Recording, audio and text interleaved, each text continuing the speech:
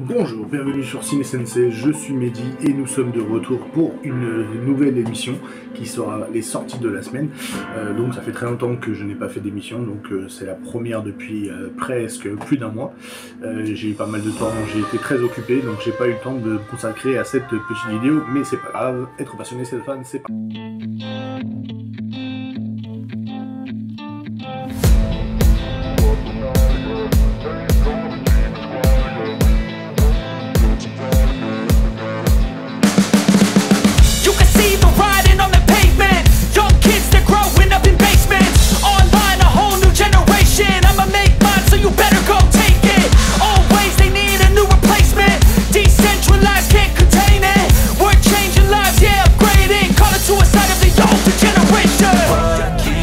At night, yeah.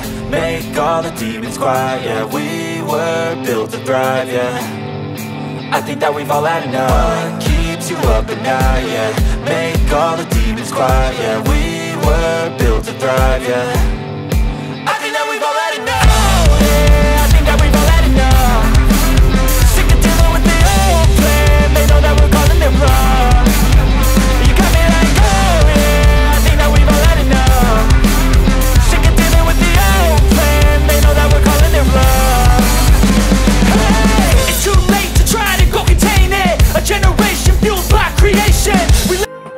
Donc, dans cette nouvelle sortie de la semaine, c'est Ciné Sensei où je vais vous parler des films d'animation, des séries et des séries d'animation que j'ai regardées, en plus des films. Donc j'en ai regardé pas mal, donc sacré listé au programme. C'est parti pour le premier. Donc, si tu n'as pas encore reconnu la musique, c'est bien sûr la série animée sur le jeu vidéo Shenmue, aussi connu sous le nom Shenmue The Animation, est un animé japonais produit par Telecom Animation Film et diffusé depuis le 6 février 2022, basé sur la série de jeux vidéo de Sega, C'est plus fort que toi. Et l'anime est une coproduction entre Crunchyroll et Adult Swim. Il est composé de 13 épisodes. L'histoire est simple, c'est après avoir assisté à son meurtre de son père, le dojo familial Ryo consacre sa vie à retrouver le coupable qui mènera dans une mission dans les rues de Yokosuka au Japon, la métropole tentaculaire de Hong Kong. Et au-delà de ce qui s'entraîne pour devenir l'artiste martial ultime, dans sa quête de vengeance, Ryo apprendra que ses forces mystiques plus importantes sont en jeu. Donc la production, la série a été annoncée le 4 septembre 2020 au Crunchyroll Expo.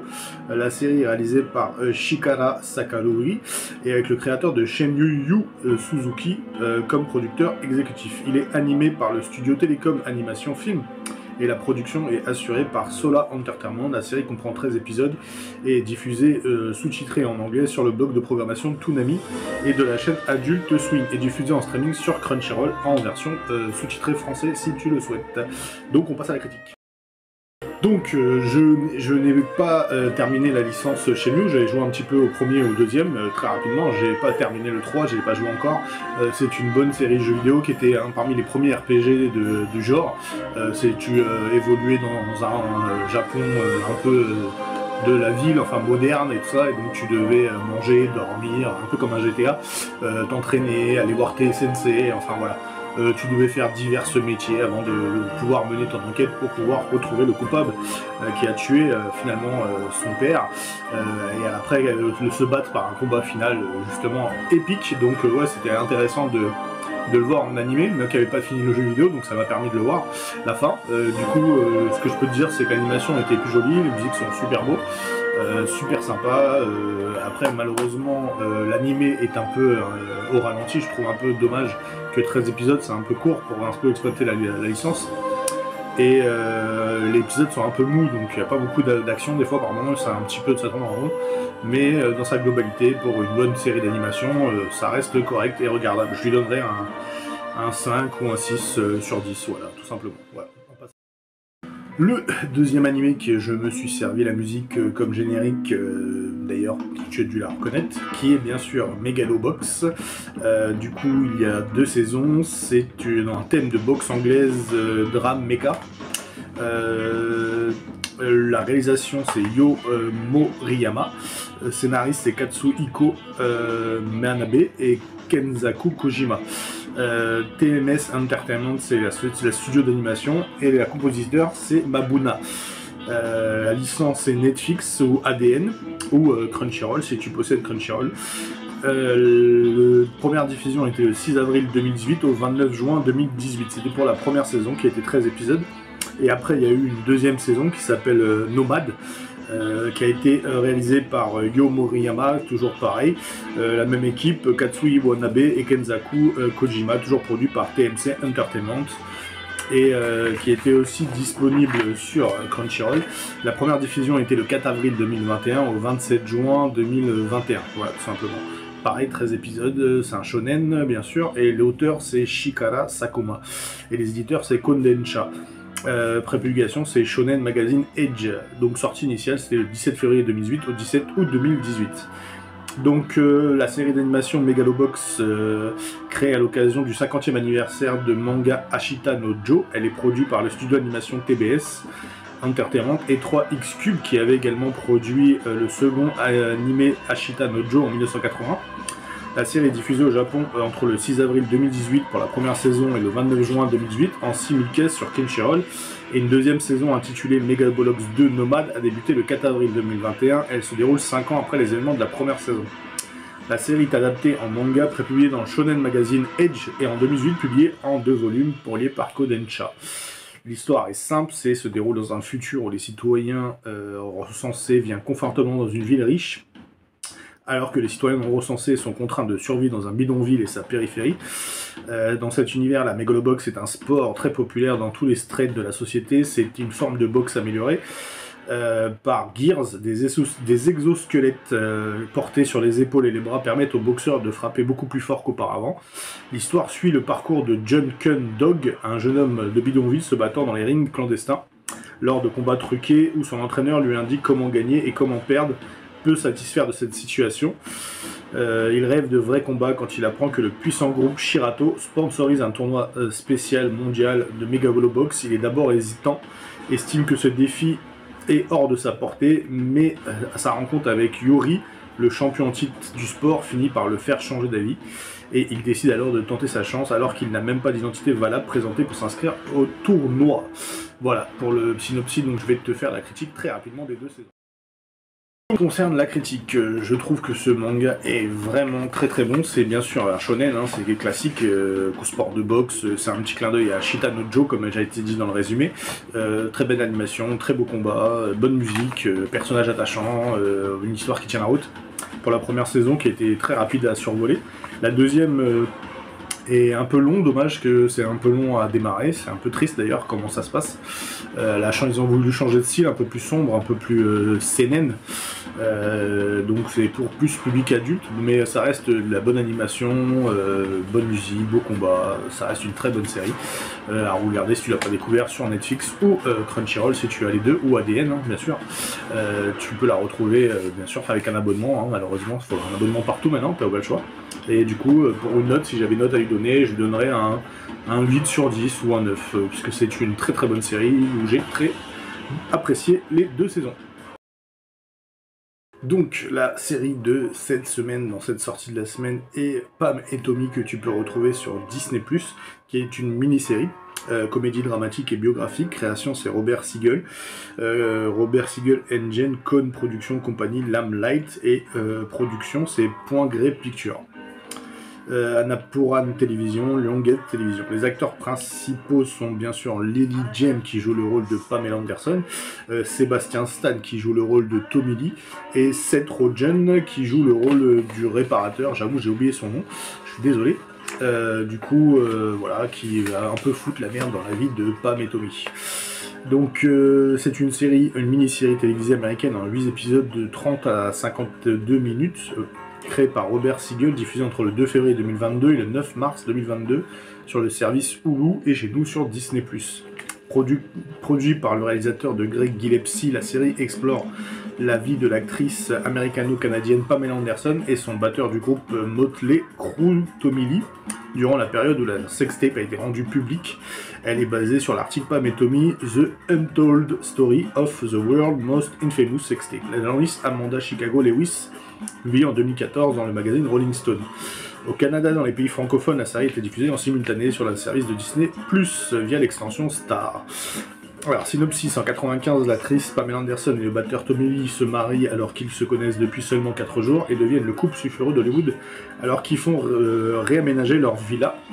Rand Gauthier, qui est Seth Rogens, un menuisier malmené par Lee et laissé avec plusieurs impayés, cambriole leur maison et découvre la sextape du couple qui va devenir le premier scandale d'internet. Donc là, on va pouvoir passer à la critique tout simplement.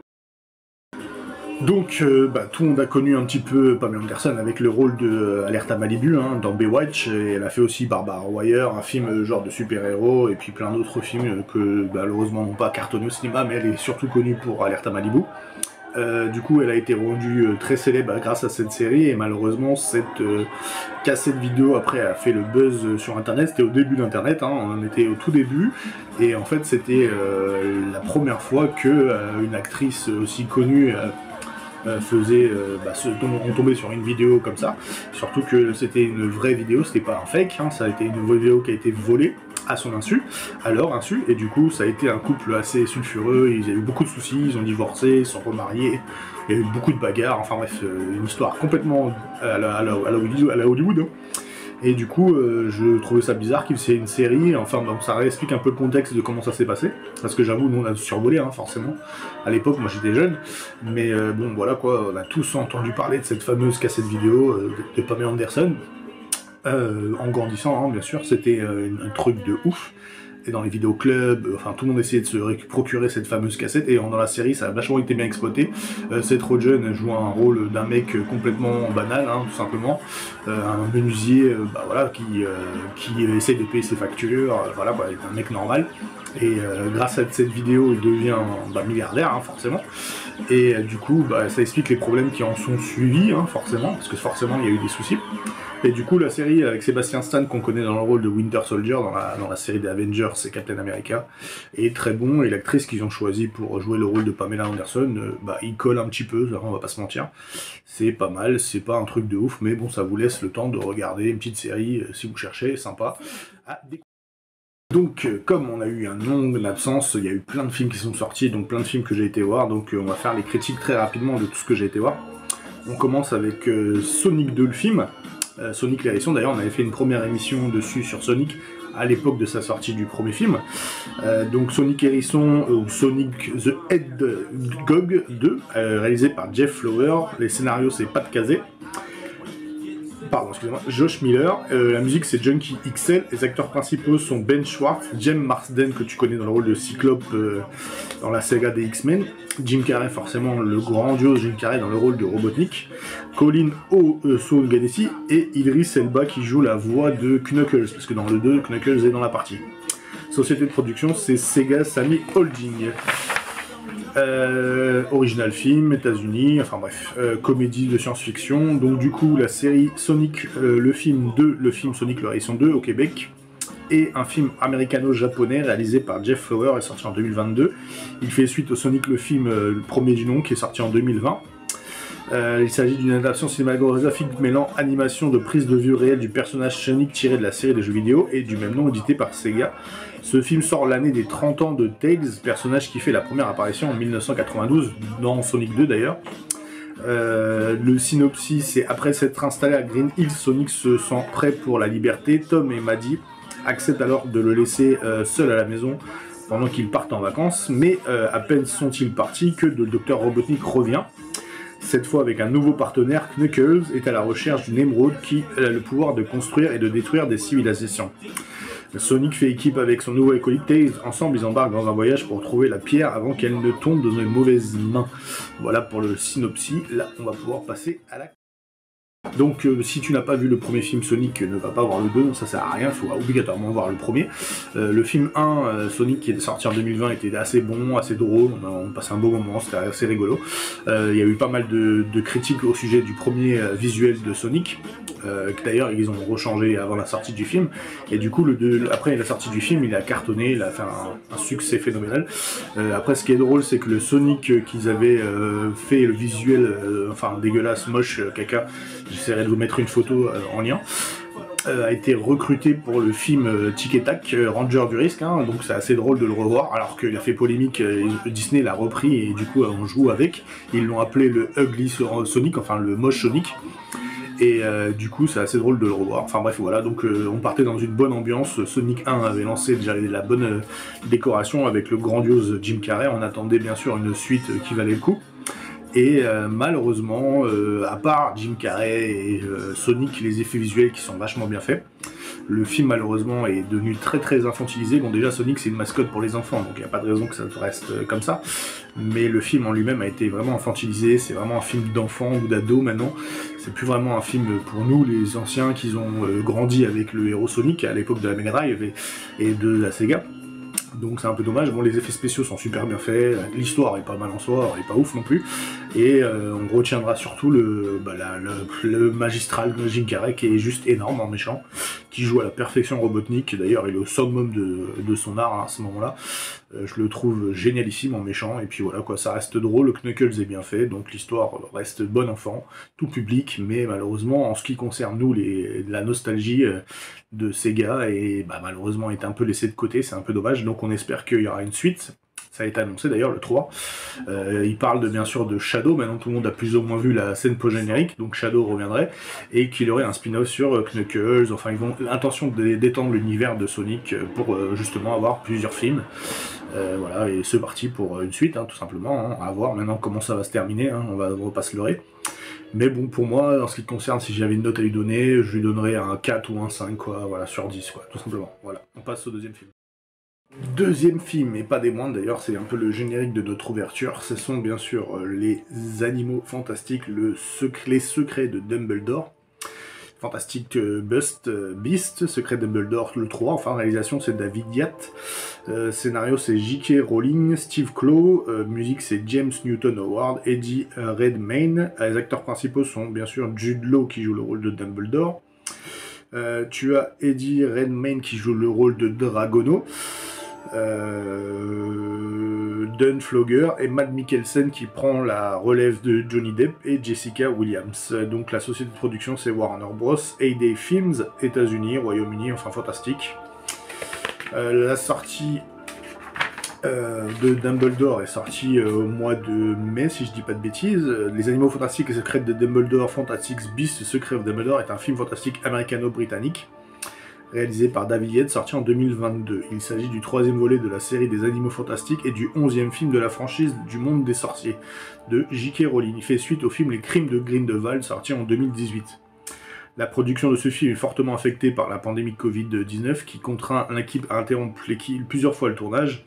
Le film également marque un changement plutôt important, interprété par Gellard Grindelwald, principal antagoniste de la série. L'acteur Johnny Depp, invité à abandonner ce rôle suite à son procès pour de violences conjugales, est remplacé à compter de cet épisode par Matt Mikkelsen. Donc l'histoire, c'est dans les années 430, les sorciers, notamment la communauté magique de Bhutan, de l'Allemagne et de la Chine, vont être impliqués à la Seconde Guerre mondiale, avec l'ascension rapide de Gellert Grindelwald au pouvoir. Albus Dumbledore confie à Norbert Dragono et ses amis une mission qui les conduira à affronter les partisans de Grindelwald, de plus en plus nombreux, et à croiser la route de nouvelles créatures, mais conscients de l'importance des enjeux et de la guerre qui approche Dumbledore, se demande encore combien de temps il pourra demeurer en marge des événements. Voilà, pour l'histoire, donc on va passer pour voir à la critique.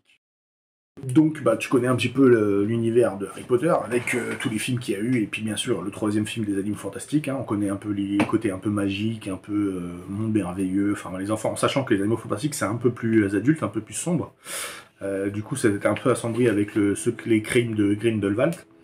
On attendait avec impatience le 3 qui devait l'amorcer un petit peu cette fameuse guerre qui se prélude depuis le premier épisode. Et du coup, le 3 est plutôt réussi, de ma foi, j'ai trouvé plutôt intéressant, bon pas ouf non plus, hein, mais était plutôt mieux fait, j'ai trouvé un peu plus centré action, un peu plus d'ambiance comparé au 2 qui était un peu lent à démarrer.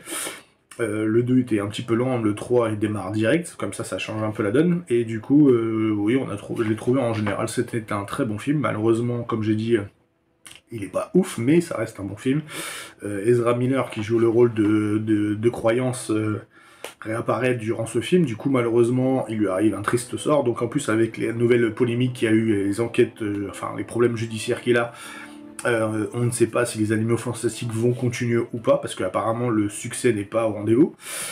Du coup, Warner Bros avait carrément mis la pression à J.K. Rowling, qui est le créateur d'Harry Potter et des Animaux Fantastiques, que si le film ne cartonnait pas, malheureusement, la trilogie s'arrêtait. C'était le dernier volet. Du coup, je ne sais pas où ça en est, du coup, cette histoire, on n'a pas encore de déco par rapport au retour des entrées qui a fait le film, le 3e volet, mais malheureusement, ils ont laissé, à la fin des Secrets de Dumbledore, ils laissent une petite ouverture au cas où il y aurait une suite, mais ça peut aussi s'arrêter là. Donc c'est une fin ouverte en gros, donc ça peut être une fin comme ça peut reprendre à tout moment, donc je pense qu'ils attendent un petit peu de voir ce qu'ils vont faire. Mais du coup, là ça peut s'arrêter très tranquillement à cet épisode-là, sans aucun souci, à part si les gros fans hardcore Harry Potter veulent y voir la fin et des Animaux Fantastiques veulent voir la fin, mais sinon, malheureusement, je ne pense que Warner Bros, si le succès n'est pas là, vont tout simplement dire ciao. Voilà. Donc si j'avais une note à lui donner, je lui donnerais un 5,5 ou un 7 ou un 6. Pas plus, voilà, c'est pas ouf sur 10. Voilà, on passe au 3e et dernier. Donc, le 3e et dernier film. Donc, l'ambiance est bien à son comble. On est bien sur Ciné Magie de sortie de la semaine. On va terminer en apothéose avec le film de Marvel Studios qui est sorti là, il n'y a pas longtemps, qui s'appelle Doctor Strange Multiverse of Madness, qui est réalisé par Monsieur Sam Raimi, qui a réalisé la première trilogie de Spider-Man. Le scénario, c'est Michael Waldron. La musique, c'est Danny Elfman, qui avait déjà fait le thème justement de Spider-Man et de Batman. Donc voilà, beau casting au rendez-vous. Acteurs principaux, c'est Benedict Cumberbatch dans le rôle de Strange, qui a eu déjà plusieurs films avec lui. Elizabeth Olsen, c'est de retour, qui est joué la sorcière rouge. Rachel McAdams et Benedict Wong, qui joue le rôle de son acolyte à Doctor Strange. Et Yoshide Gomez, donc qui est la suite directe de Spider-Man No Way Home. Production, c'est Marvel Studios, États-Unis bien sûr. Donc Doctor Strange Multiverse of Madness, ou Doctor Strange dans le multivers de la folie, est un film américain réalisé par Sam Raimi, sorti en 2022. Il s'agit du 28e film de l'univers cinématographique de Marvel et la 5e phase réalisée par Sam Raimi à partir d'un scénario écrit par Jaded Barley et Michael Waldron. Il enseigne Benedict Cumberbatch dans le rôle de Stephen Strange, aux côtés de Elizabeth Olsen, Benedict Wong, Rachel McAdams et Chiwetel Ejiofor, Sophie Gomex et Patrick Stewart. Donc Scott Derrickson, le réalisateur et le co-scénariste du premier film Doctor Strange, prévoit sa suite dès octobre 2016. Il signe pour revenir en tant que réalisateur.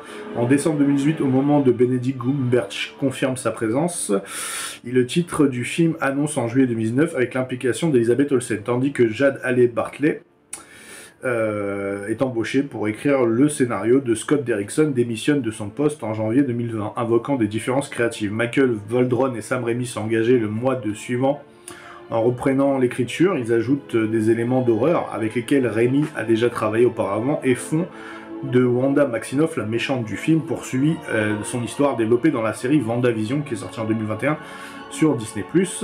Le tournage commence en novembre 2020 à Londres, mais est suspendu en janvier 2021 en raison de la pandémie Covid. La production reprend en mars 2021, s'achève à la mi-avril dans le Somerset. De prise de vue ont également lieu dans le Surrey de Los Angeles.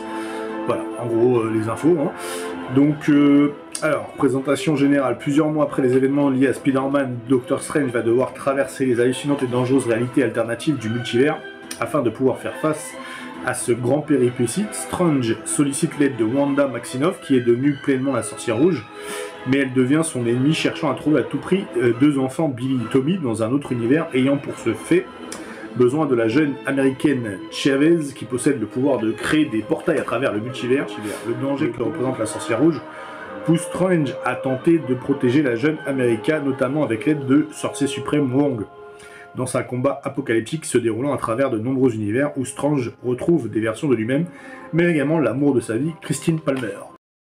Donc en gros, qu'est-ce que ça te raconte tout ça ? En gros, c'est tout simplement, depuis un moment, le multivers est plus ou moins lancé dans la phase 4 de MCU, tout simplement. Même la phase 5, on y est en plein dedans, la phase 4 et phase 5, ça va être à fond là-dessus, grâce à la série Loki, WandaVision, Spider-Man No Way Home, Enfin voilà, on sent qu'on y va gros droit et haut et fort. Il était annoncé comme le premier film d'horreur de l'univers Marvel. Malheureusement, moi j'ai trouvé que c'était une grosse déception parce que le côté horreur, oui, il est très très léger, hein, on va pas se mentir. Le côté multivers, l'histoire est plutôt sympa, il est plutôt réussi.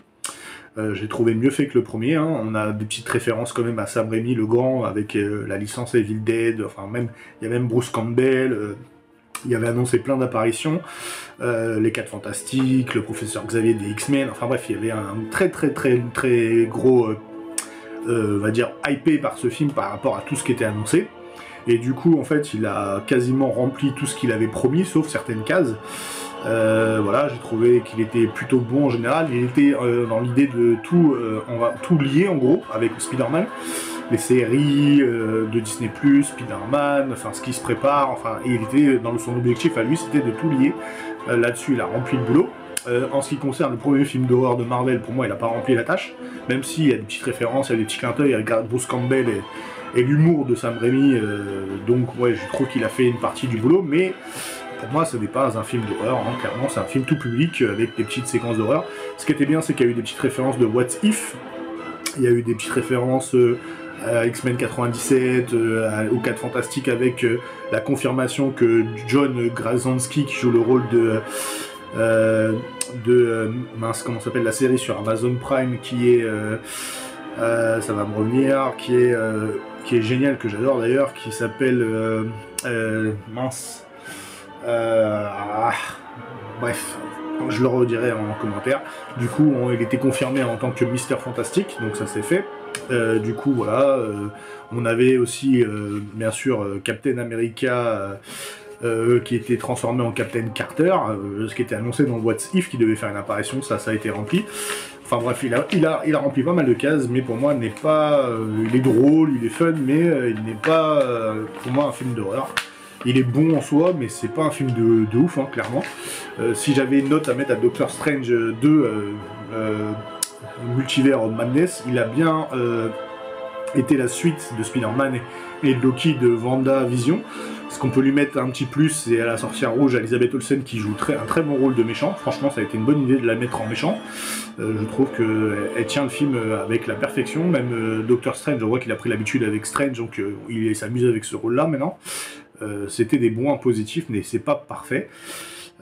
Malheureusement, il manque encore des choses, hein, on va pas se mentir, et le côté multivers est lancé, ça c'est clair et net, il amorce une grosse partie du multivers.